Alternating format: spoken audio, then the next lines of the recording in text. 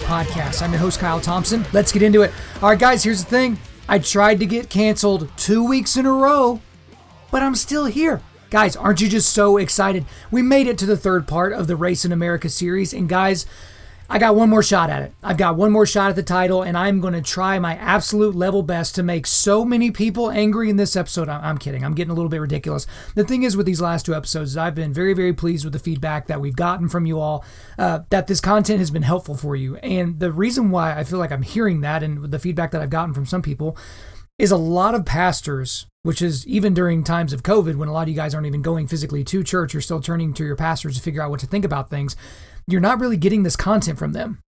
So if you follow a lot of politicians or a lot of political theorists or, political commentators, you may get some of this. If you, read the opinion pieces or op-eds in different newspapers, you're perhaps going to get this. But the big thing that's so interesting is no one's really talking about this in any level of depth.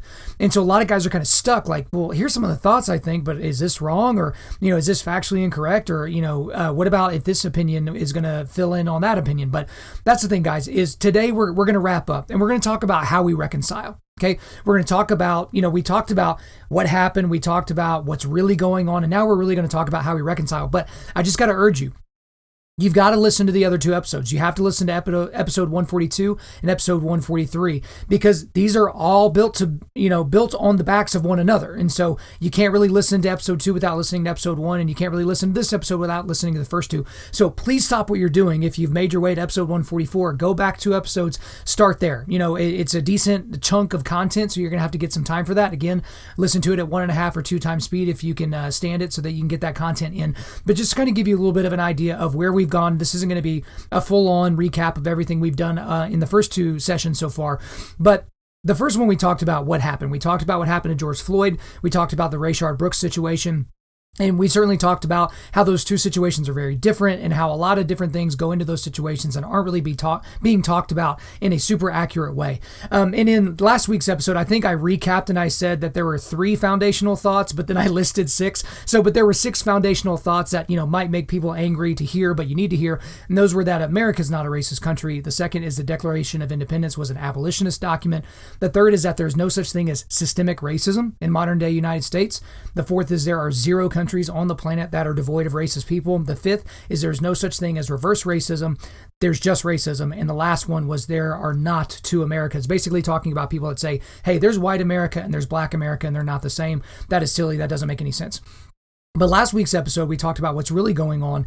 And we talked about how right now in our current context, you can't just not be racist. You have to be anti-racist. It's a whole different level of what you have to be in order to be inside the Overton window or able to be, accepted in modern day culture. But then we went on a deep dive into what Black Lives Matter, the organization, is versus what, obviously what the Black Lives Matter sentence means. Then we got into what all lives matter means, and then also all Black Lives Matter. We talked about abortion. We talked about a lot of different things that the Black Lives Matter organization, the Marxist developed organization, they don't want us to look at all Black Lives Mattering, because if all Black Lives Matter, then they have to kind of look at themselves in the mirror. But then also we did talk about Marxism. We talked about how Marxism and the things that he was thinking and writing in the 1800s have given rise to cultural Marxism, intersectionality, critical race theory, and how that's kind of informing the things that we're seeing now in this kind of postmodern world that we live. And the big point of that podcast was the pagan atheistic left. So the political left, they're trying to destroy America from within. And that doesn't even sound, whenever you hear that, someone say something like that, it sounds a little bit tinfoil hatty. Like, really? Is that really what's happening? I bet George Soros is behind it. But the thing is where there's smoke, there's fire, and they're literally saying it out loud. Again, people like Representative Ilhan Omar, which, by the way, any of you listening in Minnesota, what is wrong with y'all? How in the world does someone like that get elected to high office in the United States? That's just crazy to me. But it's this entire worldview that requires the destruction of what we're seeing around us currently in order to rise up and have this new perfect utopian structure, which, obviously isn't realistic. And what we ended there, that episode at the end, was the top 10 unintended / intended consequences of all this unrest and destruction and disintegration. And the unintended is basically If you're thinking like these are unintended consequences, you're probably thinking like a sane person, and the intended consequences a little bit more on the tinfoil hat side. But those 10 very quickly were people that don't know anything about policing will be creating new and improved policing standards and practices, and new and improved is in scare quotes, by the way. Number 2, the cycle of bad cop hiring because good people don't want to be cops now is going to basically be perpetuated in the future. Third is that crime, especially crime that affects people of color the most, is skyrocketing across the United States, and that will continue as police stand down or are actively kept from standing up. The fourth is real racism might actually increase. The fifth is obvious or oblivious people will erroneously believe that they can appease the mob. The sixth is that people that aren't ready for retribution are poking the wrong bears.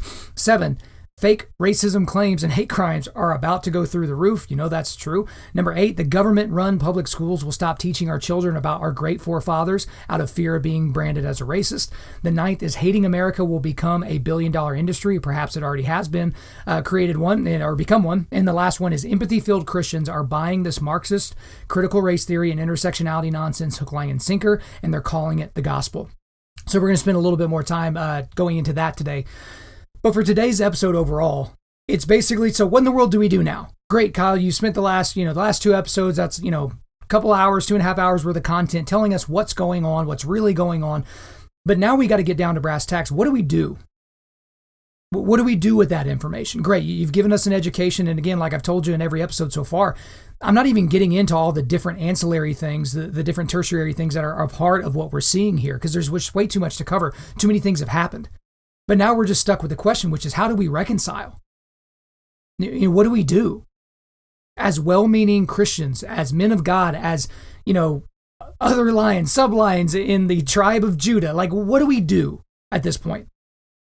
And so guys, again, I'm limited in my ability to be able to create content, and I'm only as big as my intellect and what God allows me to say. But the best way that I could possibly think of how to basically bring all this to a crescendo or wrap this whole thing up is to bring you contrary ideas, but do that at the same time. So essentially, I've got a lot of statements I'm going to go through here, maybe a couple dozen or so, that are essentially, we should not do this, but what we should do is this kind of a situation. Okay.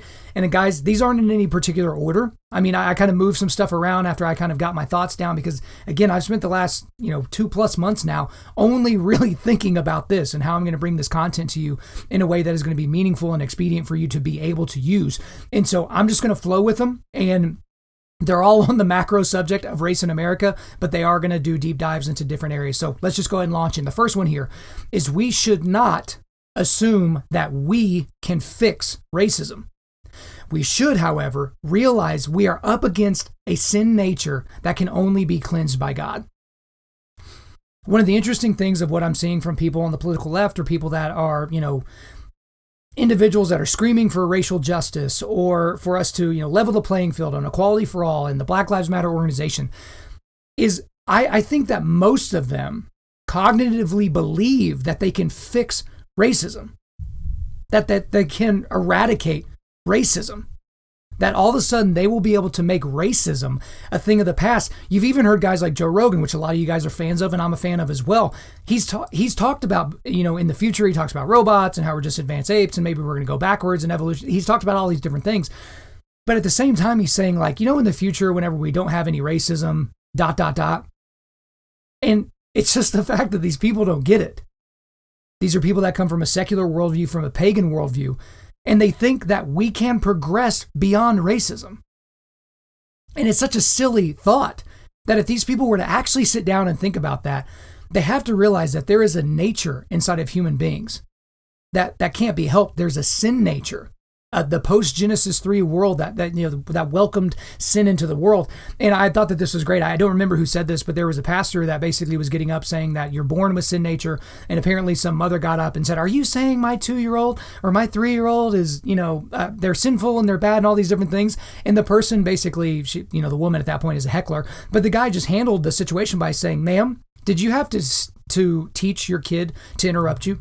Ma'am, did someone have to teach your kid to steal toys? To be selfish? And of course, at that point, you understand that there is no fixing that sin nature by the standards that the people are thinking, right? You have to have the intercession of God. Like that's something that absolutely 100% has to happen. It's not something that you can take care of otherwise. And so, again, we should not assume that we can fix racism. We should realize we are up against a sin nature that can only be cleansed by a good, loving Creator God. The next one is we should not ever apologize to the mob. We should attempt to educate them, but if that doesn't work, we must destroy their arguments, and preferably publicly. Again, I talked about this in the last episode. There are people that are well-meaning people that are just weak-minded and weak-willed, and they don't understand that the mob doesn't care if you apologize. You can never apologize loud enough. You can never bow low enough. You can never do any of those things. You will not receive retribution. You will not receive grace. You will not receive forgiveness. But the thing about it is most of these people in the mob, they're people. Right? Some of these people, I wouldn't say that the majority of the people that are in these mobs are so on the extreme side of being a zealot that they're unable to be reasoned with. Now, there certainly are some, and obviously just go to YouTube and you will see plenty of that. Just go to any time a conservative speaker is invited to a college campus, or anything that we saw on Chaz Chop, all those different things. A lot of these people just lack education. I saw an unbelievable stat, and I can't remember it exactly off the top of my head, so I don't want to say it incorrectly. But basically, the generation, if you're in your 30s or 40s, what you think about America and what teenagers and early 20s people think about right now in terms of what they think about America, it's getting so much worse. Because these people in the public school systems and in their colleges, they're being steeped in this ridiculous version of history, of American history, that we're a racist nation. History started in 1619, not at 1776. Like, it's those types of things. And the thing about it is most of these people just need a real education. And that's one thing for me as a father. Now that I'm a father, I'm already thinking about and trying to figure out which books that I'm going to make sure that the kid reads, and which documentaries we watch, and which movies that we watch that are going to teach them about the founding fathers, and teach them everything about the founding fathers. Teach them about American history. Teach them about World War II and the things that we were able to do, the things that we were able to accomplish as a country that made us so great, right? But the thing about it is as I'll repeat it here now, we should not ever apologize to the mob. We should attempt to educate them, but if that doesn't work, we have to destroy their arguments, preferably publicly. We need people to see that their arguments cannot stand on their own merits. The next one here is that we should not provide so-called reparations to Black people in the United States, but we should be realistic about our ability to right wrongs. Okay, so here's the thing. Black Lives Matter and many other groups think that the United States should provide reparations to all Black people in America, even those that are not descendants of African slaves brought over to the United States. I didn't make that up. That is something that they actually believe. So if you're Jamaican and you're in the United States and you weren't part of the African slave trade, no one in your ancestry was, doesn't matter. You get reparations. Nigerians that are over here now, doesn't matter. Aborigines that look Black, doesn't matter. You all get reparations. The big problem here with any person or group that fights for reparations, it's immediately when you ask them how it will work. When you're trying to get down to the specifics and saying, hey, how is this going to work in real life? How is this going to work in practice? Okay? Because there are things that you must demand that pro-reparations people making that argument, you must demand that they explain these things. And they're not in any particular order, but here's a lot of questions that I've wondered about the reparations argument that no one can seem to answer. 1, do all white people, no matter what, have to pay the reparations? And on the same thing, do all Black people, no matter what, get to receive reparations? Okay, got to answer that. Also, what is an appropriate amount to pay each Black person? What's an amount of money or amount of land or capital or investment? What's the right amount to pay each Black person? Another one, how long will the reparations be paid out for? Will the payments continue with each successive generation of Black people that are born in the United States? Will it just continue ad infinitum? Or is it something that there's an end date for? You got to answer that. The next one is, will whites have to pay a set amount to Black people, or will that change based on the net worth of the white person or the Black person? Does the fact that they're, poor or, well off, does that mean anything? Next one, if a Black person in America is not a descendant of a slave, do they get reparations? Got to make sure you answer that one. Next one, if a white person can prove that no one in their family tree ever owned an African slave in America, do they still owe reparations?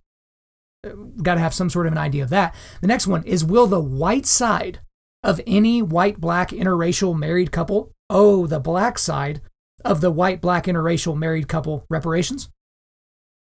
I mentioned a couple of podcasts ago that my mom is married to a black guy. Does she owe him reparations? Like, does she just like walk it across the house and hand it to him while he's sitting in the chair? Another one is this, what if you are just part black? Do you get partial reparations? And what if you are just part white? Do you only pay partial reparations? What about blacks that are descendants of black slave owners? Yeah, there were black slave owners in the United States and in Africa. What if they're descendants of those people? What kind of reparations do they owe or will they receive? What about blacks that are descendants of black slave traders?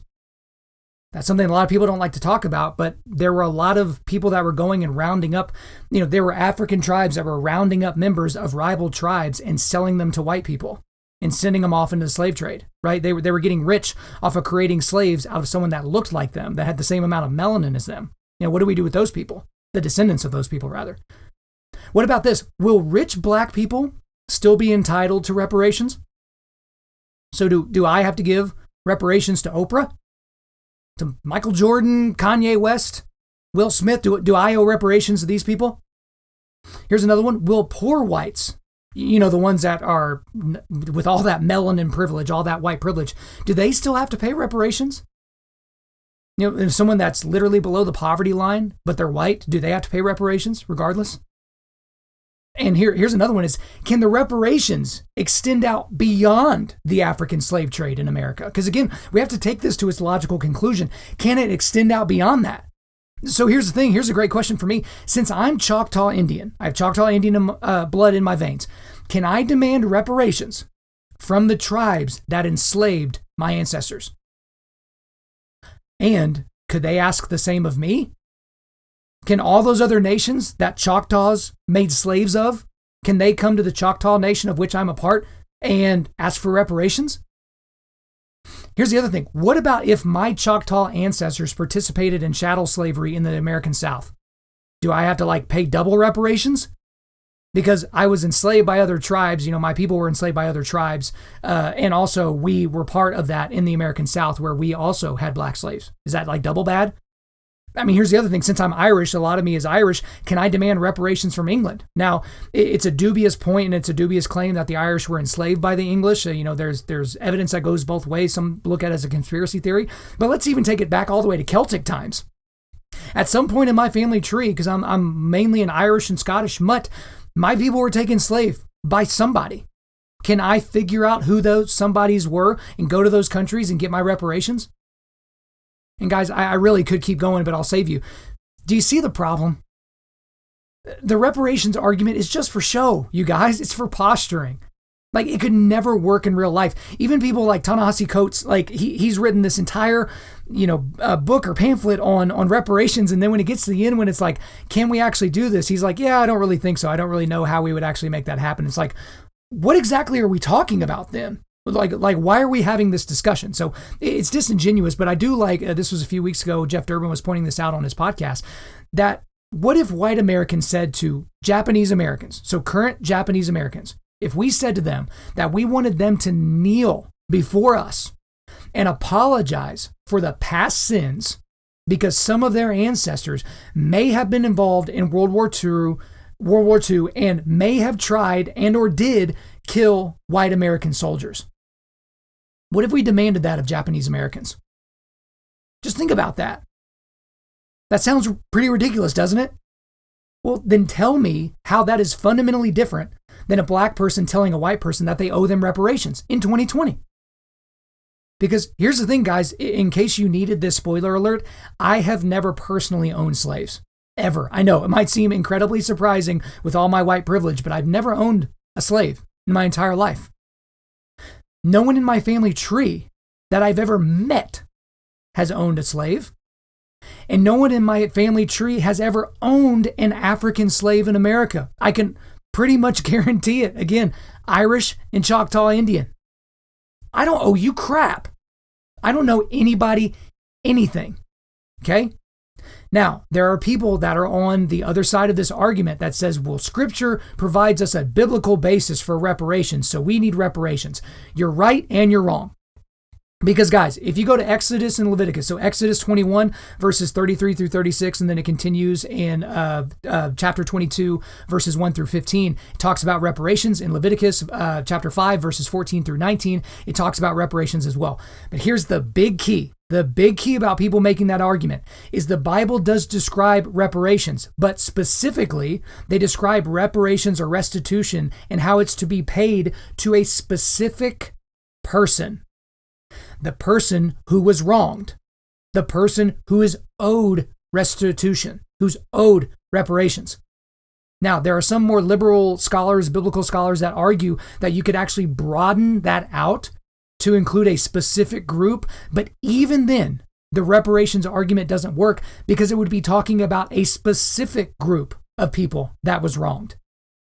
Because you know what I can't do as a white person, even if I had all the guilt in the world in my heart over American slavery and all those different things, and if we could prove that actually, my great-great-great-grandfather was the biggest slave owner in Georgia, or whatever the situation may be, even then, I do not owe reparations to anybody because I am not the one that sinned. Would I feel this tremendous desire to, try to find descendants of slaves that my great-great-great-grandfather owned and talk to them about that and say how I'm sorry that happened to them and all those different things. But I don't owe them anything because I can't square that circle for them. I can't pay that debt. So again, the reparations argument is absolutely, absolutely ridiculous. Again, we should not provide so-called reparations to black people in the United States or anywhere, but what we should do is be realistic about our ability to right wrongs. And here's the thing, guys, is we can't really right wrongs that happened in the past from our ancestors that we never met and probably don't even know their names. So next one here is we should not allow people to treat the government as daddy, and we should demand that fathers be fathers. So here's the thing, guys. Every sociological study that I've ever seen, that I've ever read about the family comes to the exact same conclusion. All of them do. Children do the best in homes where both mom and dad are present. And you can dig down and say, well, what if mom and dad don't really love each other? What if they don't have sex a lot? And what if they don't have like a very outwardly loving relationship? And what if they fight all? Nope, none of that matters. Oh, it does matter. Don't misunderstand me. It does matter. But just the fact that a child grows up in a home where mom and dad are both present, that child has a tremendously higher ability to be resilient, the ability to do well in school, to not drop out, to not be a problem child. It's incredible. But the reality is in the United States, almost 75%, 3 out of 4 black children in the United States are born out of wedlock. And then about 60% of black children live in a home without mom and dad present. It's usually just mom. That is not a recipe for success at all. Because single motherhood is encouraged by the United States government. And it's highly, highly subsidized in the black communities. So I read this great article. I'll try to remember to put it in the show notes here. But according to Robert Rector at the Heritage Foundation, I'll just go ahead and read this quote. Throughout U.S. history, marriage was the norm. Prior to the mid-1960s, nearly all children were born to married couples. When the war on poverty began in 1964, only 7% of children were born to unmarried women. However, over the next 4.5 decades, the share of non-marital births exploded. In 2013, 41% of all children born in the United States were born outside of marriage, unquote. It went from 7% to just over 4 decades later to 41%, almost half. Guys, there's this false narrative that in the black community, fathers aren't around because they've been thrown in jail, right? We have the war on drugs, and that is disproportionately targeting black people and those types of things. But that argument is very, very misleading, right?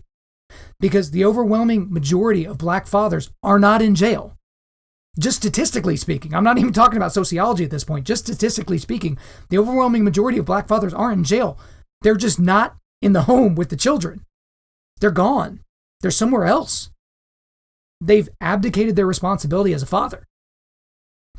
And the interesting thing here is, again, you're hearing me say this, and as I've admitted to you before, because I feel like I have to, quote, admit it to people now, I'm a white guy. And so this sounds like, oh, how dare you talk about that community? How dare you do all these different things? The funny thing is the same people that would fight against the words that I'm saying say the same thing to black people that say it. When a black conservative, or when a a black pastor or something like that comes up and basically says these things, they're treated, they're called an Uncle Tom, they're called, a coon, they're called all these horrific names because they're just saying like, hey, black dads, you need to be in the home. If you got her pregnant, you need to marry her. Like that's like a crazy thing to say in 2020. But when all the data points to that being to what's best for the kid, then we're not going to have as many kids that get into gangs. That's just statistics. We're not going to have as many kids that are dropping out of high school or not going to college. It's just statistics. We're not going to have as many kids getting into trouble and going to jail in their late teens or early 20s. It's just statistics. Like I'm not appealing to any other type of argument aside from the one that I can see right in front of me in black and white, right? It's just right there in front of me. So we should not allow people to treat the government as daddy, but we should demand that fathers be fathers. Again, easier said than done because we're 40 years down the road in terms of this experiment in welfare and all these different things with single motherhood, but it's just kind of where we're at. The next one here, we should not teach children that they are victims no matter what. We should teach them how to be resilient. So in the book, The Coddling of the American Mind, which I'm surprised I haven't done an entire episode on that. I probably should at some point, but it's a fantastic book. It's probably the best book I've read so far this year.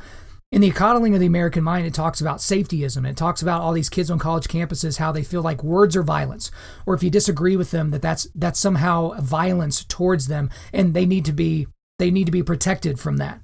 Okay, but there's another thing that's very nefarious that a lot of people are doing is they're teaching their children, especially children that are from the people of color, so Latinos or blacks or whatever the situation may be. They're teaching their children that no matter what you do, son, no matter what you do, honey, you're always going to be behind. No matter what you do, you're never going to be able to succeed. Not really. No matter how hard you work, the man's going to keep you down. And that man happens to be white, Christian, cisgendered, conservative, whatever the situation may be. They're always going to be keeping you down. What a horrific thing to teach a child. Now, I have my personal qualms with people that tell their children, you can do anything. You can be anything you want to be. Because if mom and dad are both below 5'5", odds are that kid's not going to end up in the NBA. Just saying. We don't see the gene pool really making that happen. I think it's really, really good for parents to encourage their children to explore and to figure out the things that they truly are passionate about, the things that God has put inside their hearts that have been imbued on them. I think it's great for parents to encourage that, while at the same time saying, okay, you're probably not going to be an astrophysicist because you're really, really good at baseball, whatever the situation might be. But I've just heard so many parents, and I've seen the evidence of it, that these parents are just telling their kids that no matter what, they're not going to be able to succeed. They're not going to be able to overcome. And that is not a recipe for success for these children.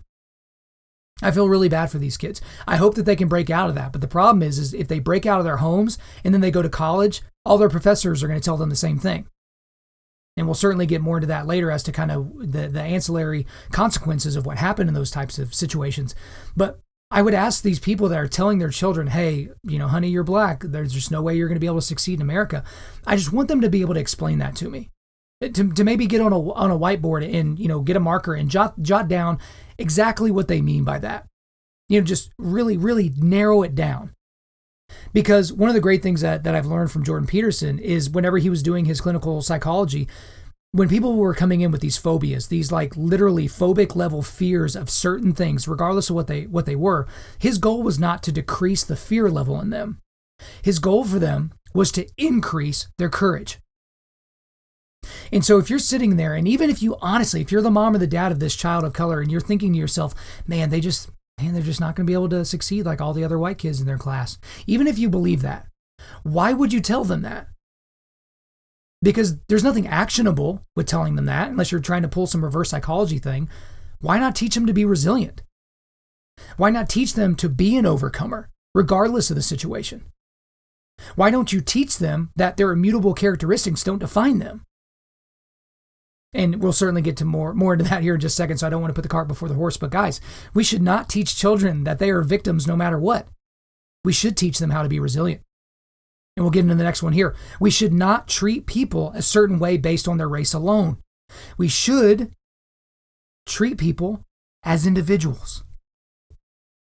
I know this is crazy to think in the world of intersectionality, but we have to treat people as individuals. So a great story came up. So for those of you who are familiar with my foxhole, this is from Mike the Grinder. So this is a very well-meaning guy, very thoughtful guy, very smart guy. He sent out a message to our foxhole groups, and you could just tell this was maybe a week or two after George Floyd had been killed, and we saw all the riots and all the unrest and all the things going on in the city that we're in, Oklahoma City. We're certainly not immune to all of that.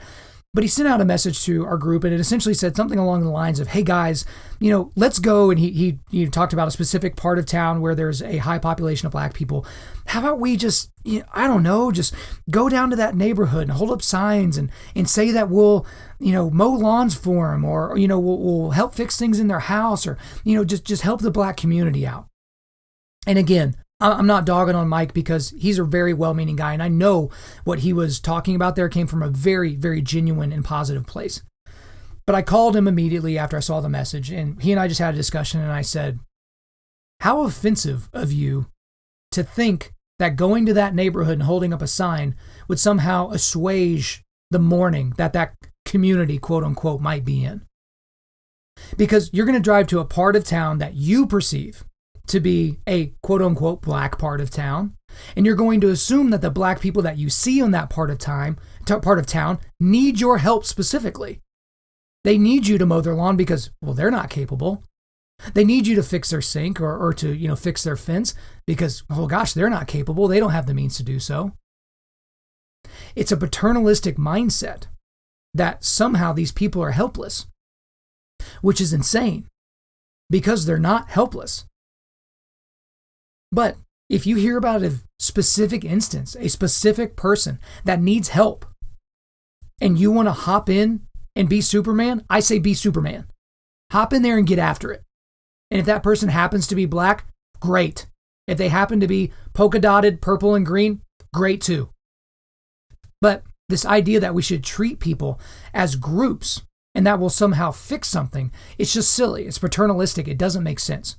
So again, I'm not dogging on Mike because I do believe he was coming from a place of genuine concern. But this is where I kind of want to fight against this idea of, quote, black community, the black community, or the gay community, or the trans community, or the Latino community, or the illegal immigrant community. These aren't communities in the way that we normally think about a community. Think about your neighborhood. That is a community. Because you all live, maybe it's a gated community, maybe it's just, a specific area on the map where this is this neighborhood, we all call it by this. That's a community. But doing something aside from fixing the sidewalk or changing out the trees in that community, there's nothing that you can do that directly affects the entire community. The same is true when George Floyd is killed.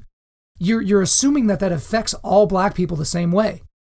When an illegal immigrant dies trying to cross the border, you're assuming that affects all people that look like that person, even if they're not from the same country as that person. You're assuming that affects them the same. That's silly. It doesn't make sense. And I think we would do well to not look at intersectionality as a viable theory, because it's not. Because guess what? If I'm standing in front of a half black, half Native American, trans, queer, lesbian who's in a wheelchair, they have the Imago Dei. They have the image of God written on them. So in those instances, they're no different than me. When you look at us in terms of a picture of them and a picture of me, there's nothing that we're similar, right? We don't look similar at all. We probably don't have similar worldviews, but we both have the Imago Dei. So why in the world should I treat them as if they're part of a larger group when I could treat them as an individual? Because Jesus died for all mankind, right? He died for all of us. He didn't die for the black community or the Latino community or the white community or the trans community or the gay community. He died for all of us. So to try and section this thing off as if that's going to help us in this situation, don't get pulled into that. I see a lot of Christians getting pulled into the intersectionality and getting pulled into these arguments that are postmodernist arguments that come from Karl Marx. Don't get tricked, guys. Guys, we should not treat people a certain way based on their race alone. That's racist. We should treat people as individuals. Next one here. We should not pretend that we are colorblind. We should embrace the uniqueness of people as a gift from God. Okay, so here's the thing. You see a lot of people, a lot of well-meaning white people, liberal, woke white people that say, well, I'm colorblind. I just don't see race. I just look at somebody and they're just a person with eyes and a mouth, and that's it. It's ridiculous. And again, that's condescending. Because of course you're not colorblind. Even if you are, guys, I know a lot of guys are colorblind, but you know what I'm saying. In terms of race, of course you're not colorblind. But when I run into somebody that is a different race than me, I think that's interesting. Because I know, just by guessing, they probably had a slightly different upbringing than I did. Maybe they ate slightly different food. Maybe grandma talked to them in a different way than my grandma did. I think that's awesome. I want to embrace the uniqueness of people because that is truly a gift from God. God gave us these different races. He gave us these different languages and these different cultures and these different norms and these different ways of dressing, different ways of preparing food, like whatever the situation may be. And that is so awesome. We talk about America being a melting pot. That's the melting pot of the world. Why in the world would you travel maybe to another country or another part of the country that you're in where a lot of people don't look like you and just pretend that they do? They're just a human. All humans are pretty much the same thing. Some are tall, some are fat. But no, this is a very different situation. Don't pretend that you're colorblind because you're not. It's dumb. It doesn't even make sense.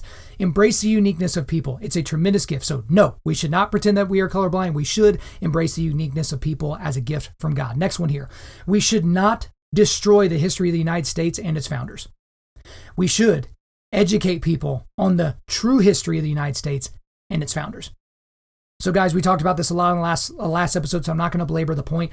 But tearing down statues of Thomas Jefferson, taking George Washington's name off of a school or a street, or any of those types of things, or not uttering their name because they did some really horrific things, in addition to the great things that they did, it doesn't do anything.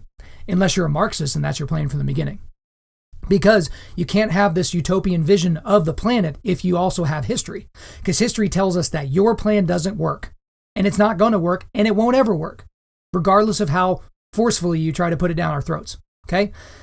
But we need to educate people. That's why I talked about my son. I'm going to educate him and any other kids that we're blessed to be able to have on the true history of the United States. And I'm not going to hide from him the horrific things that were done by some of the founders.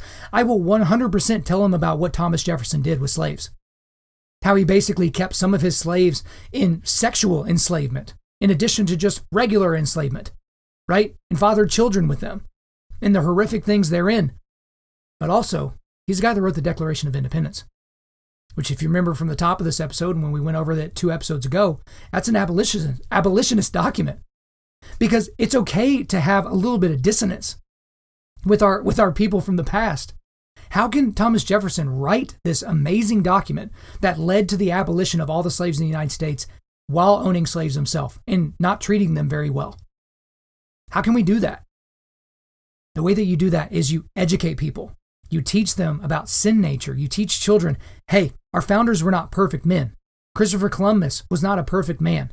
People in the West that have perpetuated a Western ideology that is undergirded by the things that we've learned from a Judeo-Christian worldview, they're not perfect people. And you don't really have to go farther than the Bible to realize that there's not perfect people. One of my favorite people in the history of ever is King David.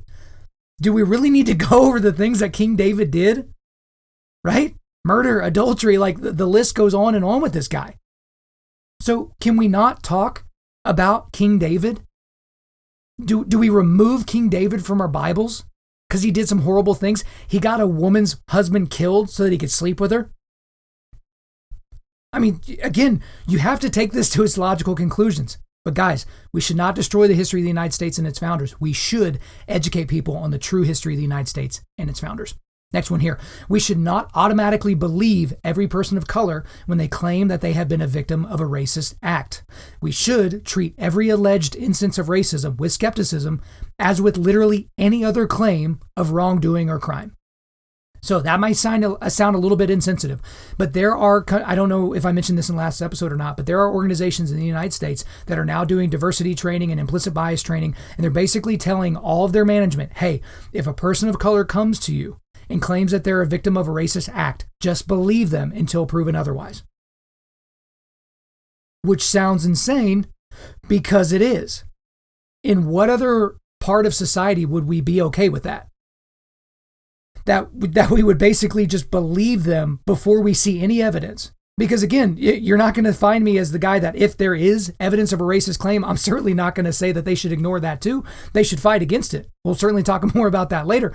But this idea that this is somehow evening the score by believing all of these individuals, it's silly because of what I said in the last episode, which is that these instances of fake hate crimes are going through the roof in the United States. And a lot of these people that are quote unquote, I've said that about 1,000 times in this episode, but if they're quote unquote victims of hate crimes, a lot of these people, perpetrated them on themselves. They spray painted the N-word on the side of their building. They're the ones that hung up a noose in their dorm room. Like they're the people that are doing it. They're just crying out for attention. And more often than not, it wasn't something perpetrated by a racist white person or a racist any other color of person. It's something that they did themselves. Because, I don't know, they thought that could gain points. Again, Jussie Smollett thought that his career was going to explode because of that. Well, it kind of exploded in the opposite direction. But again, we should not automatically believe every person of color when they claim that they have been a victim of a racist act. We should instead treat every alleged instance of racism with skepticism, as with literally any other claim of wrongdoing or crime. You don't automatically believe stuff until you've seen evidence. That doesn't really make a lot of sense to do that. Next one here. We should not defund the police. We should refund the police. Now, I say refund because there are a lot of police departments in the United States that have had their budgets cut, especially in the wake of what happened to George Floyd and Rayshard Brooks. As if that's going to help anything. And the interesting thing about some of those cities, so Chicago, New York, Milwaukee, some of these cities that have done some of these silly things, Minneapolis, murders have skyrocketed and felony crimes have skyrocketed. I talked about that in the last episode. But this idea that defunding the police is going to help us, it doesn't make any sense unless you think like a Marxist thinks and you say, well, we have to get rid of the police so that all the citizenry will depend on us. And us is Big Brother. Us is the government, right? The evil government that they're going to tear down and build back up as a phoenix rising from the ashes in the image of Karl Marx, right? But we need to refund those police departments. And in addition to that, we need to increase the funding, right? Again, Andrew Yang doesn't say a lot of smart things. Every cop should be a purple belt in jiu-jitsu. That's going to take time and that's going to take money. You've heard Jocko Willing say before that he thinks cops should be training 20% of the time. So if they work 5 days a week, one of those days is just spent training with their firearms, training with grappling, training with law, just, studying the law, making sure that they're all squared away.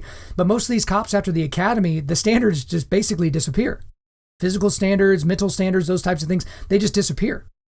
Well, if you're going to have better cops that are better able to handle the situations, the almost 400 million interactions with the United States populace every year, we got to have more funding for them so that they can do the training. Now, you don't just increase the funding and the training just happens. When you increase the funding, it has to be allocated to the right types of trainings. But again, this whole idea of defunding the police, no, we should not defund the police. We should refund the police. Next one here. We should not pretend that people of color cannot be racist. This is a big one. We cannot pretend that people of color cannot be racist. We should realize that racism can take many forms and can be perpetrated by anyone that looks like anything, right? This idea that because, and this comes from intersectionality, this postmodern thoughts in terms of critical race theory, that the blacks or other people of color, they can't be racist because they've never been the power. They've never been in the majority, okay? Only white people can be racist. This doesn't even make sense on its face. Because we've seen a lot of racist things happen in the black community. Like, again, I said the black community and when there's not really a black community. But let me take you back to a story I said in the first podcast. I remember growing up, I saw blacks being racist to other blacks. I saw, I guess, I don't know what they would call themselves, but not dark-skinned black people, not light-skinned black people, but somewhere in the middle. They would make fun of the other two groups. Regular black people would make fun of light-skinned black people and make fun of dark-skinned black people. Some of it went way beyond teasing, right? Some of it was pretty horrific, some of the stuff that I saw. So are those racist things? Like, they're certainly gross things, but I've also been around people that had been beat up just because they didn't look like the race of the people that beat them up. And spoiler alert, the people doing the beatings weren't white. So those things are racist. Because if a group of 6 white people beat up a black kid just because he's black, that's super racist. And those kids should go down for that. But if you reverse the roles and 6 black dudes beat up a white kid just because he's white, that's hyper racist. So sitting around here pretending that people of color cannot be racist, that doesn't make a lot of sense. There's no way that you can actually defend that type of a thing. And the reason is because most people think in terms of racism and reverse racism, right? So in the instances where a white person is being, basically treated differently because of their race, well, that's reverse racism. Well, we've already talked about that. There's no such thing as reverse racism. There's only racism. So again, we should not pretend that people of color cannot be racist. We should instead realize that racism can take many forms and can be perpetrated by anyone. Next one here. We should not stand for the soft bigotry of low expectations. We should judge everyone on an equal standing. So some of you might be familiar with that phrase, some of you might not, but the soft bigotry of low expectations is a phrase that was coined by Michael Gerson. So he's a speechwriter for George W. Bush. Most attribute that quote, though, to W, because he said it in a speech to the NAACP back in 2000. And so most people think that it was George W. Bush that came up with that, but it was actually Michael Gerson. But essentially, it's expecting less of someone based on their membership in a group based on immutable characteristics such as race. So the way that we see this and the way that W presented this when he was talking to the NAACP, he was talking about the No Child Left Behind Act, which I'm not here to talk about whether that was a success or a failure, but he was essentially talking about when you have lower expectations on an entire group of children because of the race that they're associated with, that's not good, that we can't do that. And so it's very bigoted to do that, actually. And so we see this in a lot of cases. So I guess the most stark example is college admissions standards. And so you've probably heard a lot about this with Harvard and different things like that. But there are a lot of colleges, pretty much all colleges, will admit people from different races, and they will change the standards for those people in terms of admissions. Okay, so for certain scholarships or for just admissions, if you're a black person in the United States, you can actually get a lower SAT or ACT score. You can have a lower GPA. You can be involved in less things, and you will be judged as equal to someone of another race that has to basically jump over a higher bar. They have to get a 26 on the ACT. You only have to get a 22, that type of situation. So the problem is these colleges, they create these quotas based on race, racial quotas, gender quotas, whatever the situation may be. And so they get the freshman numbers. So let's say their quota goal is to have 25% incoming freshmen being black people. Okay, so they get that. And then they stop tracking for the most part. The problem that we see is with students of any race that are let into a college at standards that are below the standards that are set by the university, the majority of those people don't graduate. And so you have these really, really hard schools where a lot of smart people get there and don't succeed. And then you lower the standards for other people just so that they can get in, and then they don't finish. What good is that?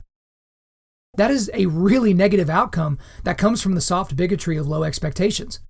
And so we've seen a lot of stories, and I've seen a lot of studies that have looked at, especially with these black high school students that are being accepted into colleges that are kind of beyond them academically. And then they get to these and it's not beyond them academically because they're black. It's just beyond them because of their background and their ability to understand. It would be impossible for me to get into those schools as well, or most of the friends that I know of all races. But when you let them in just because of the color of their skin, they get there and then they can't perform. Or maybe worse yet, the professors just kind of pass them along and they just kind of give them the grades that they haven't really earned just because of their immutable characteristics, such as their race. It doesn't set that person up for success because you have to tease it out. So let's say, you admitted them from high school with lower standards and lower grades, and they get to college and they drop out. That's a bad outcome. Let's say you get them into college and you say, oh, well, they're black, and so they probably had a bad home life and they probably had a bad education system that they were a part of. So let's give them an A, even though they earned a C or whatever the situation may be. They end up graduating, and then they go out into the job market and they can't hack it. And again, switch the races out and do this with any group. It's the same thing.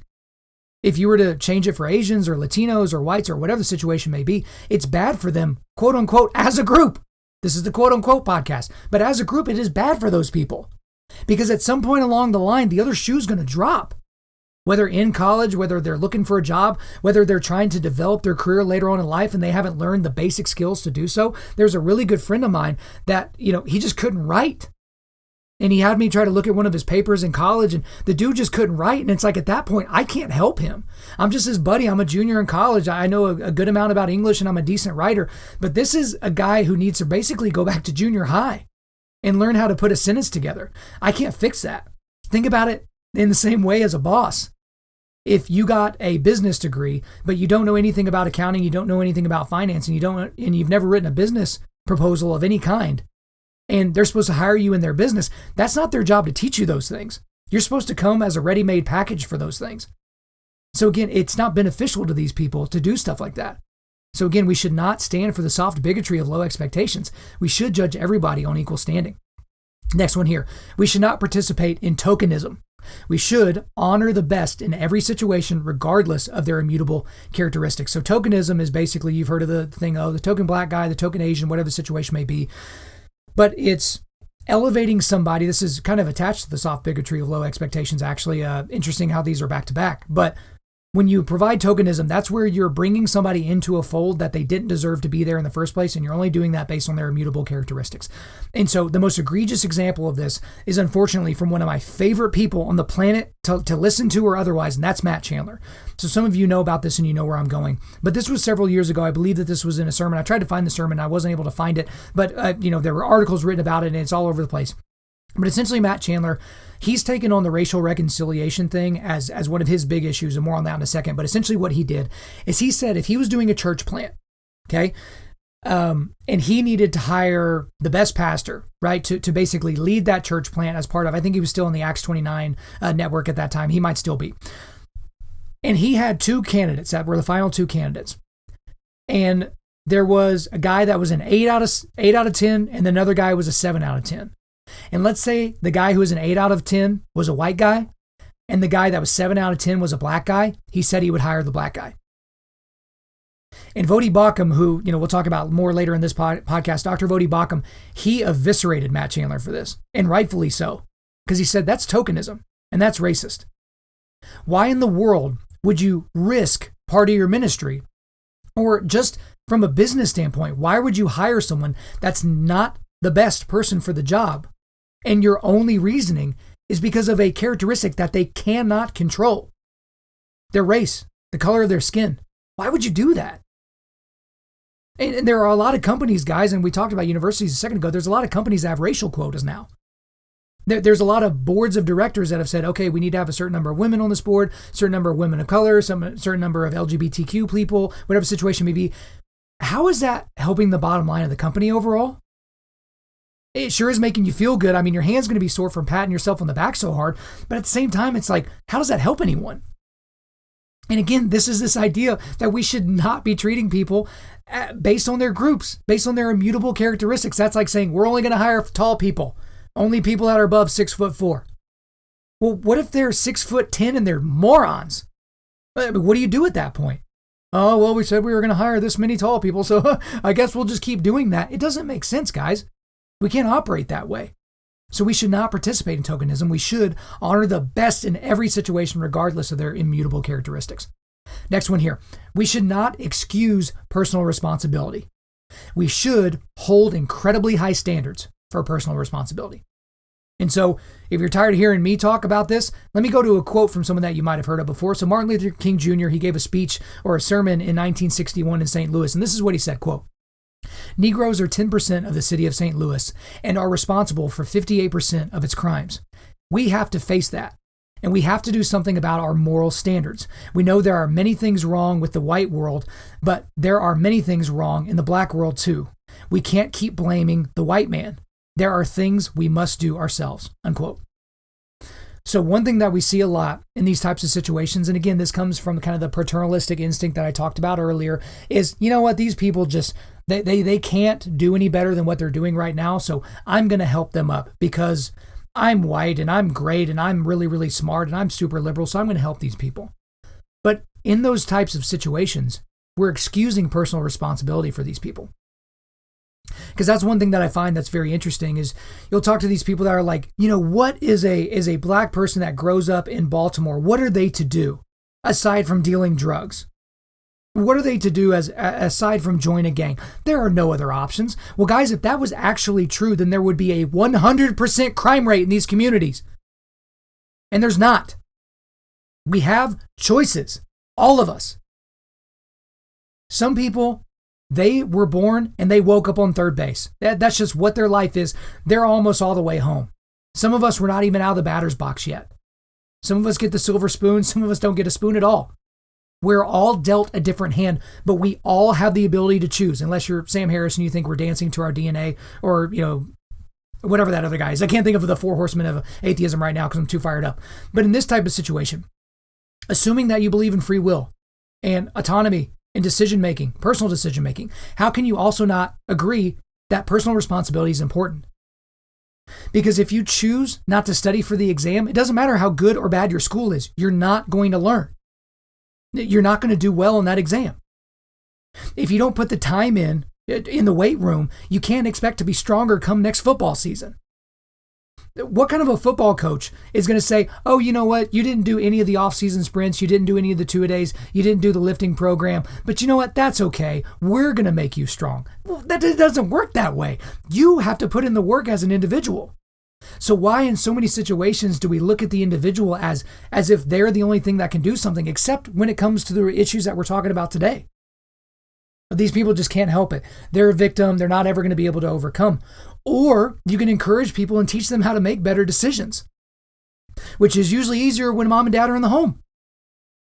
So this idea that if we excuse personal responsibility, that we've done sort of favor to somebody, that doesn't do them any favors, because again, the other shoe drops. It always will drop. So we should not excuse personal responsibility. We should hold incredibly high standards for all people in terms of personal responsibility. Next one here. We should not ignore instances of blatant racism. We should not ignore instances of blatant racism. We should stand and fight against every specific instance of racism that we encounter.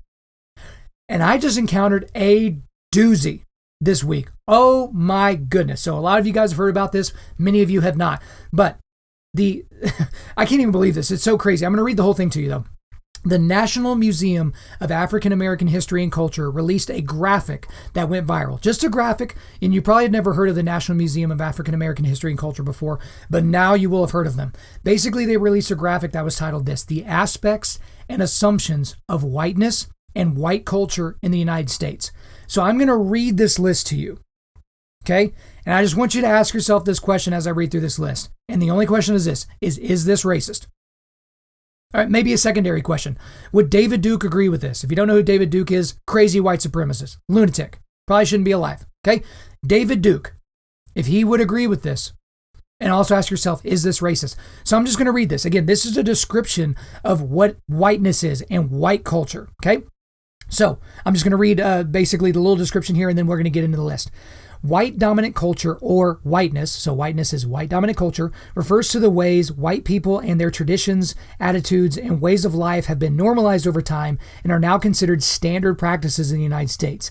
And since white people still hold most of the institutional power in America, we have all internalized some aspects of white culture, including people of color. So basically, the list I'm about to read you, according to the National Museum of African American History and Culture, these are things that if they are part of who you are, these are negative because they come from whiteness, which is the basically the institutional power in America that should be torn down. Great. So let's get into the list. First thing, rugged individualism. The individual is the primary unit. Self-reliance, independence, and autonomy is highly valued and rewarded. Individuals assumed to be in control of their environment. You get what you deserve. That's whiteness. Family structure. So basically the nuclear family, father, mother, 2.3 children is the ideal social unit. Husband is breadwinner and head of household. Wife is homemaker and subordinate to the husband. Children should have own rooms, be independent. That is whiteness. That's family structure. Emphasis on the scientific method. Even science is racist. Objective, rational, linear thinking is a white thing.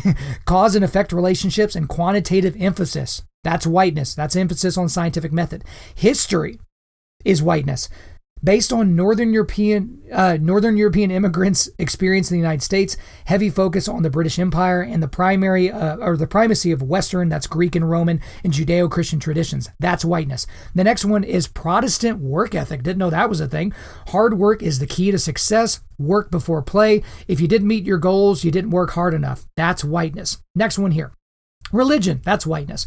Christianity is the norm. Anything other than Judeo-Christian tradition is foreign, and no tolerance for deviation from a single God concept. So that's whiteness. Next one here, status, power, and authority. Wealth equals worth. That's a white thing. Your job is who you are. Respecting authority. Heavy value on ownership of goods, space, and property. That's whiteness. Future orientation is whiteness.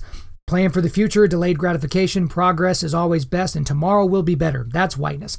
Time is whiteness, or racist, I guess you could say. If you follow a rigid time schedule, or time is viewed as a commodity, that's whiteness. The next thing is aesthetics, based on European culture, steaks and potatoes, bland is best.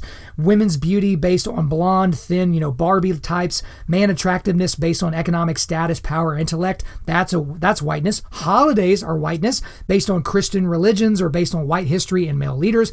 Justice is whiteness.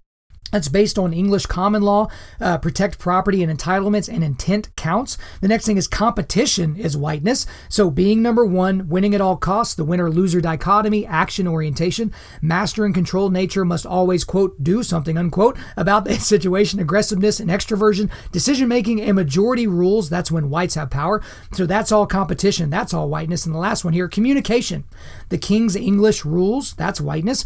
Written tradition, avoiding conflict or intimacy, not showing emotions, not discussing personal life, and being polite.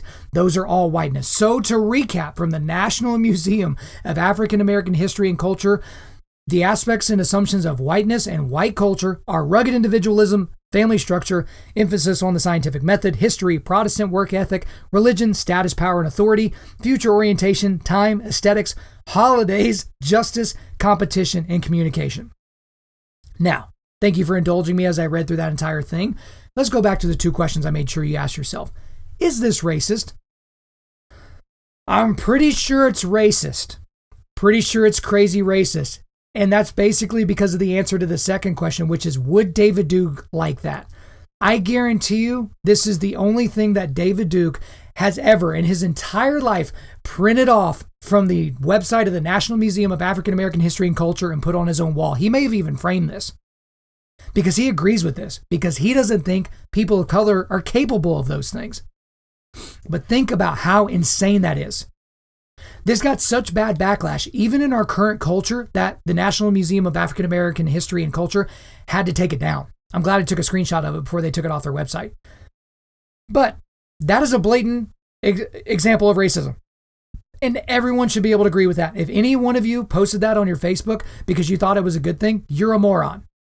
Right? Or you're a racist, or both. But the thing about it is, and I'll kind of move away from this graphic thing, is when we do see a specific instance of racism, as men of God, we should be the first ones to stand up. That's why I agree with what Ben Shapiro says, is if you can show me a law that is racist in intent, or you can show me an actual instance of a hate crime or something like that, I will stand beside you as you fight against that. I'm duty bound as a Christian to do such a thing. Because whenever you do a racist act against somebody, you're violating the Imago Dei. That's just the reality of it.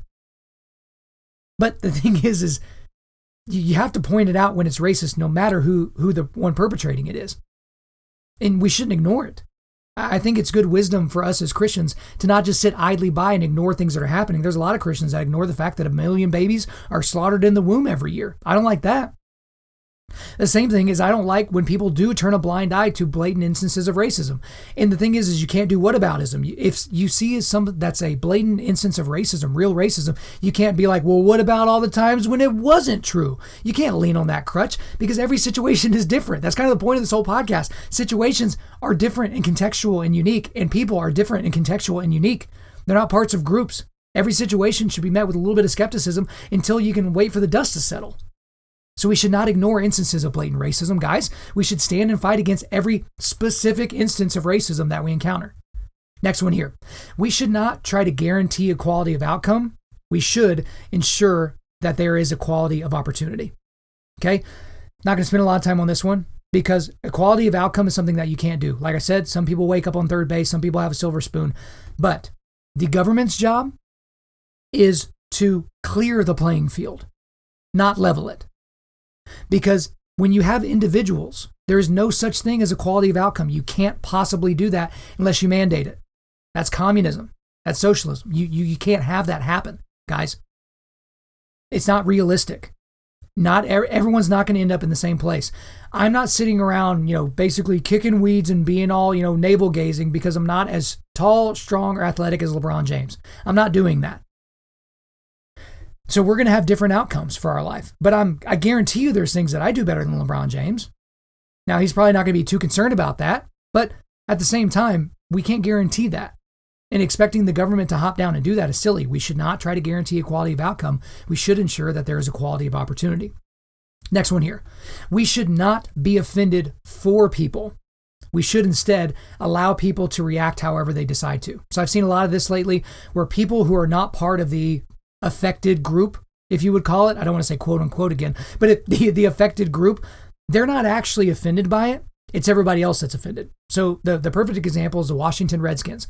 So the Washington Redskins came out about a week ago and said that they're going to be changing their team nickname after however many decades as that team. The Redskins are always kind of in the crosshairs anytime there's any racial unrest in the United States because that name is racist. And the thing about it is, it's very interesting because every time this happens, there are polling groups that go to Native American communities and ask them if they consider the name Redskins to be racist.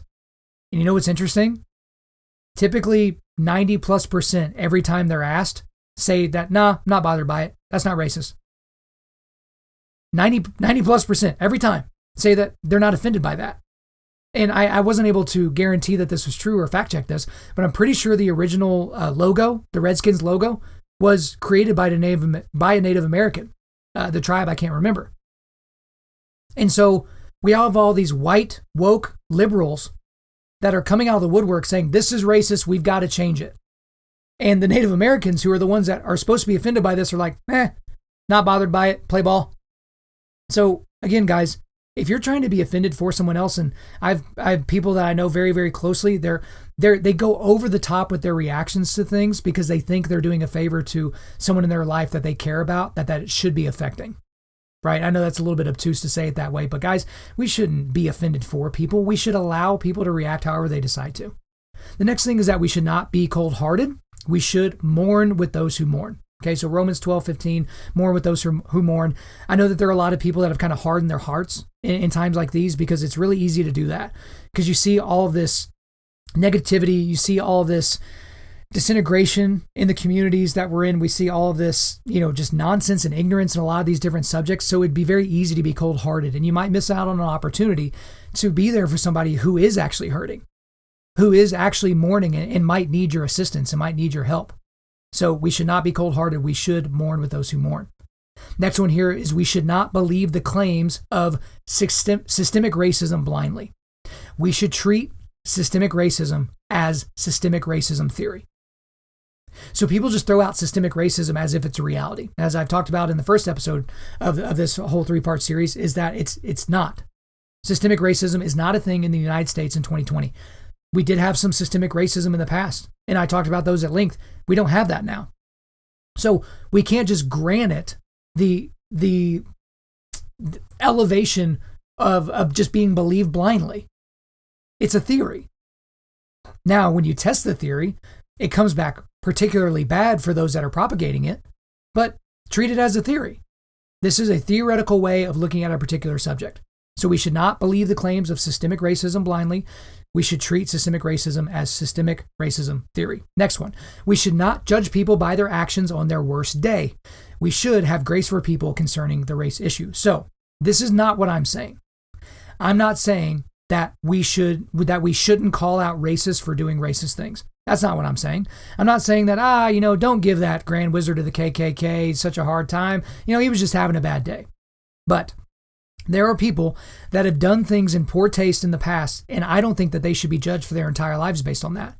I talked about blackface in one of the episodes, and no, Jimmy Kimmel dressing up as Karl Malone versus Jimmy Kimmel dressing up as Sambo, those are not the same things. Little Black Sambo, those aren't the same things. That's blackface. That's blatantly racist and meant to be racist. Okay? But, we'll talk about cancel culture here in a second, but we should have grace for people on the racial issue. There's a lot of ignorance, and I didn't think I was going to tell the story, but I might as well go ahead and do it because I was telling someone about it the other day, but I'll leave the person out, but let's just call it a person that I know. Okay? This is a person that's a little bit older, and they were in the Army. Okay? They came from a very, very poor background. They grew up so poor that they didn't really know what Christmas was until they were in their teen years. And that's not hyperbole. That's just really what happened. So this is a black person who grew up poor, got in a lot of trouble, and had to join the Army or go to jail, and they chose the Army.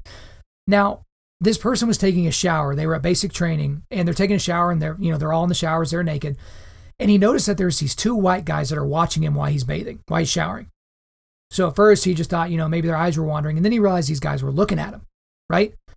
And so he finishes his shower, he puts his clothes on, and then he goes up and he confronts these two white guys. He was ready for a fight, right? What are you looking at me for? Are you sizing me up? That type of thing. He was ready for a fight. That's what he was used to. And those white guys were really, really embarrassed. And they were like, man, we're so sorry. Like we didn't mean to stare at you. And we're sorry to even admit this, but you're the first black person that we've ever met. And we were taught growing up that black people had tails. Yeah. These dudes were 18, 19 years old, and they grew up in a community that taught that black people had tails.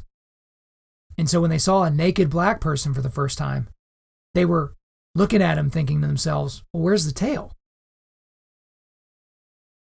I mean, it's a horrific story. Like, when I've told people that in private situations, it's uncomfortable to even say. But in those situations, if we treat what those men did as the unforgivable sin, we're missing out on an opportunity to educate these people. Because you know what ended up happening? You probably know how the story ends. They didn't fight. They became friends. My buddy, who's the black guy in this situation, he was shocked and appalled and offended, and then he got over it. And he just said, God, these dumb white boys. And then they became friends. And these white people got an education on what it is to befriend a black person in America because they had gone almost 2 decades without doing that.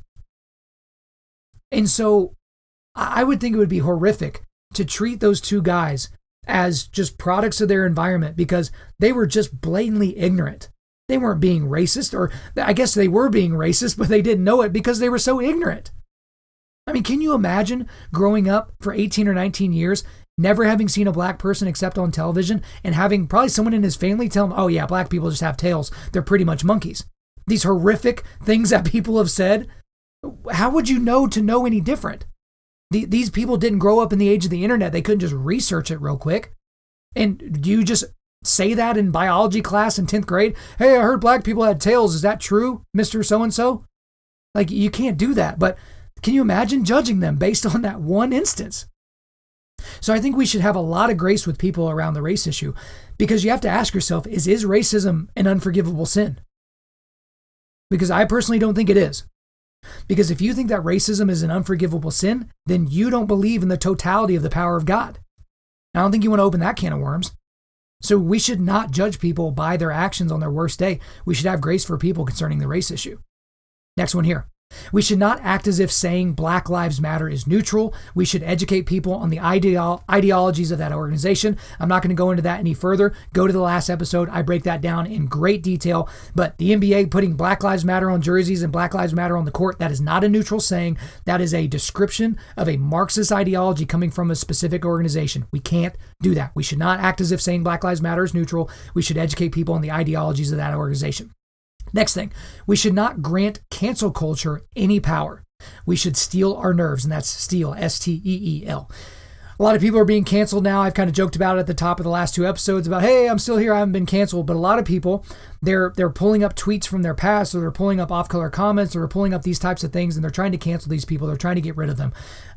And most part, and again, second time mentioning Jordan Peterson, but Jordan Peterson is a guy that, if he sneezes, it becomes front page news on the New York Times. And is he perpetrating white power and because he sneezed? And is this where the culture is headed with white, male, cisgendered people? Whatever the situation might be. But he basically says that every time he gets caught up in one of these usually faux outrages from people, is he just basically steals his nerves, spends the next 2 weeks kind of just letting everything die down, and then he moves on with his life. He might be on Twitter less in those 2 weeks. He might check his email a little bit less those 2 weeks, but then he just moves on with his life. So the thing about cancel culture is it only has power if you let it.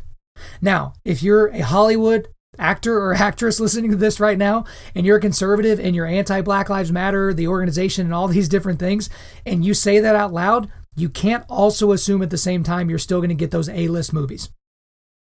Again, if you're in college and all of your professors are wildly left and you want to sit there and you want to argue for principles from conservatism and the right and Christianity, whatever the situation may be, you can't also assume that you're going to get straight A's. There's going to be some sort of a backlash there. But Cancel culture is only as powerful as you allow it to be. So we should not grant cancel culture any power. We should just still our nerves. Next one here. We should not pretend that art doesn't negatively impact the issue of race in America. We should be incredibly careful about what we consume and whether or not we believe it outright. I'm specifically talking about rap music. Okay? So I am a fan of rap music. I grew up in a town where there was a lot of rap music made. A lot of my friends were rappers, whatever the situation may be there. But to sit here and pretend that the content of rap music has no impact on black culture or black children in America is silly. Because when you have guys referring to cops as pigs and saying that they should be killed, and you're a 12-year-old, maybe that's going to have an impact on you. If you hear a guy refer to women as bitches and hoes in their music, and you're a 14-year-old boy, and you're just starting to explore dating with girls and stuff like that, you don't think that has an impact?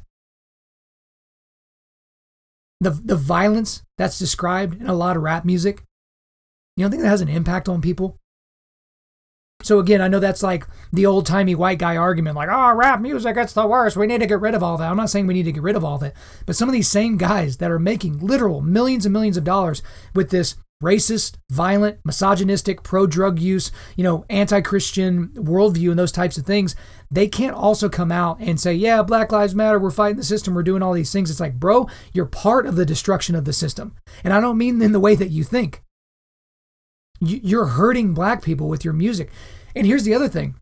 I've seen some concerts where, there's these rappers on stage and the audience is, 90% white, and they're singing along with the lyrics of a song that has the N-word in it. And then they have the audacity to be offended. These rappers are teaching suburban white kids to use the N-word, and they're offended and appalled when they see it right in front of their faces. I find that incredibly interesting. And the same thing goes for TV shows and movies and things like that when you're portraying this lifestyle, right? This thug life lifestyle. And, I'm not going to let the man hold me down lifestyle. And the only way that I know how to fight that is with violence. That has an impact. So we should not pretend that art doesn't negatively impact the issue of race in America. We should be incredibly careful about what we consume and whether or not we believe it outright. Next one here. We should not wait on our pastors to tell us what to do or how to act. We should let God guide us. And this goes back to the thing I said from the top, guys. I'm talking to a lot of guys about this issue, and their pastors aren't. Why aren't they? Why aren't they talking about this issue? Why are they staying on whatever biblical series? Not that that series isn't important. Why aren't they talking about this? Because to the pastors listening to this, your flocks are confused. Your flocks are coming to me. I don't have my MDiv.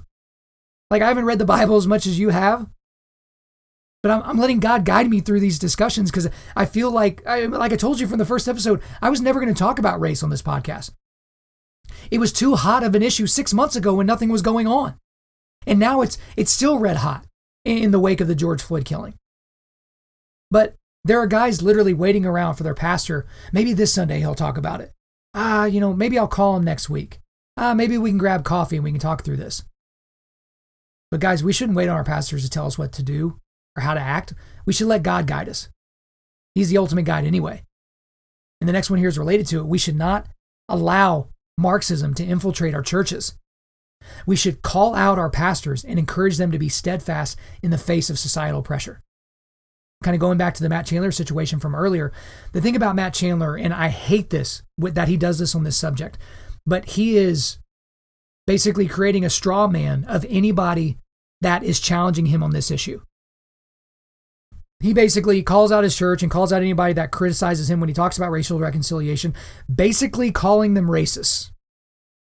Like, basically, if you don't think the same way that I do exactly on this particular issue and how we're supposed to move forward, you're a racist and you need to search your heart and you need God to do a work in you. That's his mindset. And again, I love everything that Matt Chandler has basically said and done except for this issue. But what Matt Chandler doesn't realize is he has allowed Marxism to be smuggled in to his church and into his ideology and theology, really. There's this whole woke church movement that he's co-signing. Eric Mason is, I think he literally wrote the book called Woke Church. But the thing about it is as the flock, we've got to be able to point out to our pastors when they're doing this type of thing, and that is dangerous. And you go to a pastor like Matt Chandler and you say, great, here are the things that you just said. Here are the things that Karl Marx said in the Communist Manifesto. Can you please show me the difference, sir? Can you please show me the biblical basis for your argument and how it's different than what I'm seeing in the Communist Manifesto? Can you show me the difference? Because guys, if we don't fight against it, our pastor's just going to continue operating. Again, attribute to ignorance what you can't attribute to malice. Don't assume that they're doing it on purpose. Matt Chandler is doing it on purpose now. But some of the guys that are saying these things, they think they're well-meaning. Some of these pastors that are talking about this issue, that are taking a very soft stance and making a very, very postmodern argument for something that shouldn't be postmodern, we've got to be able to call that out. So we should not allow Marxism to infiltrate our churches. We should call out our pastors and encourage them to be steadfast in the face of societal pressure. Next thing here, I think we only got a few left. We should not depend on earthly justice. We should depend on perfect justice. Here's the thing, guys. This postmodern intersectionality, Marxism, this is all pagan justice. You have to have the social justice movement be based on something other than the justice of God. And it is. Because when you look at the Black Lives Matter website, you look at their rallies, do you hear anything that even vaguely resembles the gospel? Do you hear anything? And the thing about it is when you have a pagan, naturalist, materialist, atheistic worldview, you have to have justice on this planet because there is no cosmic justice. Talked about this before. There's no cosmic justice in the atheistic worldview. You have to take justice. Vengeance is yours, not God's. But for you guys, depend on earthly justice. Whether you're being directly affected by the issues that are going on right now or you're just watching on the sidelines. We should not depend on earthly justice. We should depend on perfect justice. And guys, I think this is the last one here. Yeah, last one here. We should not side with what the world thinks is right. We should rest on the unchanging, ever-present gospel. So I've got some reminders for you. And you might want to go back and listen to this section over and over again because these are good reminders. Here's one. He was pierced for our transgressions. He was crushed for our iniquities. The punishment that brought us peace was upon him, and by his wounds we are healed. That's Isaiah 53:5. For even the Son of Man did not come to be served, but to serve and give his life as a ransom for many. That's Mark 10:45. God so loved the world that he gave his one and only Son, that whoever believes in him should not perish, but have eternal life. John 3:16. All the prophets testify about him that everyone who believes in him receives forgiveness of sins through his name. Acts 10:43. He was delivered over to death for our sins and was raised to life for our justification. Romans 4:25. But God demonstrates his own love for us in this: while we were still sinners, Christ died for us. Romans 5:8. Guys, if you think the gospel isn't enough, if you think the good news of Jesus and his sacrifice for us isn't enough, if you think that it's the gospel plus something else, if it's the gospel plus critical race theory, the gospel plus intersectionality, the gospel plus postmodernism, the gospel plus Karl Marx, the gospel plus this stack of woke books, I got news for you. You're going to be let down. And you're going to have a very muddy and muddled worldview. And I don't know how to encourage you in any other way other than we know how the story ends. We know the path to salvation. We know that Jesus died specifically for us. He died for all sinners of all shapes, sizes, and races. Why can't you rest in that? If you somehow have disagreed with most of what I've said and still made it this far into the podcast, what else are you resting on? What are you adding to this? Because nothing needs to be added, guys. We should not side with what the world thinks is right. We should rest on the unchanging, ever-present gospel. Well, guys, there's your 3-part series. I don't know if I'll ever do another 3-part series. This is only the second time I've done a series of any kind. But there you go. I did my best with it. I mean, if you're not satisfied with the last 3 episodes, maybe don't pass go. Don't go past episode 144, because I spent a lot of time thinking about this, a lot of time preparing these podcasts. I probably spent more time preparing these 3 podcasts than any other 3 podcasts combined that I've ever done up to this point. And so that doesn't speak to the quality necessarily, because that's in the eye of the beholder. But guys, I did everything that I could to really wring out every last thought that I had on this. And I looked at a lot of materials. I got a lot of other opinions, and then I brought it to you in this way.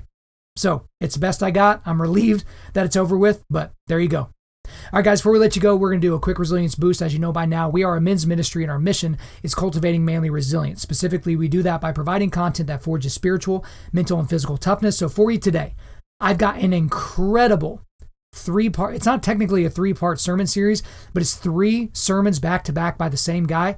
Guys, this is the trilogy you need in your lives. If you're a Lord of the Rings fan, John Wick, or whatever trilogy you can think of, this is the trilogy you need. Okay, these are all by Dr. Vodi Bakum. He's one of my favorite pastors to listen to. So the 3 episodes, or these 3 talks that he gave were for a founders ministry, but he talked about ethnic Gnosticism, cultural Marxism, and racial reconciliations. He specifically focused on Ephesians 2, verses 10 and 11. Those are incredible. Guys, they're all an hour apiece. I think the last 2 may be even a little bit over an hour. It is so worth your time. You have my permission to skip maybe the next few episodes of this podcast so that you can go and listen to those. It really informs a lot of the things that we talked about here in this 3-part series. So Dr. Vodi Bakum, ethnic Gnosticism, cultural Marxism, racial reconciliation. I've got the YouTube links for you here. I've also got the statement on social justice and the gospel. This was something that was really floating around a lot of the reform circles and those types of things. It's an interesting read. And then I also have an article that I talked about earlier from the Heritage Foundation. It's how welfare undermines marriage and what to do about it. So that kind of undergirds some of the things that we talked about there. Guys, thanks so much for listening to this podcast. We really do appreciate it. If you would, please subscribe on Apple Podcasts, iTunes, Spotify, Google Podcasts, or Stitcher, and refer your friends to listen, and share this on social media. Guys, if we deserve a 5-star review, please leave us 5 stars. Take a quick second to do that and a few sentences letting us know why you like the content. I'm currently booking speaking engagements for the remainder of 2020 and the early part of 2021. So if you want me to come speak at your men's event, at your church, at your company, on your podcast, whatever, hit me up. The email is info@Undaunted.Life, info@Undaunted.Life. The website is www.Undaunted.Life. You can follow us on Instagram and Twitter @Undaunted.Life, or Facebook.com/Undaunted.Life. Check out our free devotionals on the YouVersion Bible app. Just search Undaunted.Life under plans. And as always, we want to thank the band August Burns Red for allowing us to use their entire music library for our content. The intro-outro track on this podcast is their song Defender, which is off their latest record entitled Guardians. The links are in the description. I'm your host, Kyle Thompson. Remember, keep cultivating manly resilience, keep forging spiritual, mental, and physical toughness, keep seeking the Lion of Judah.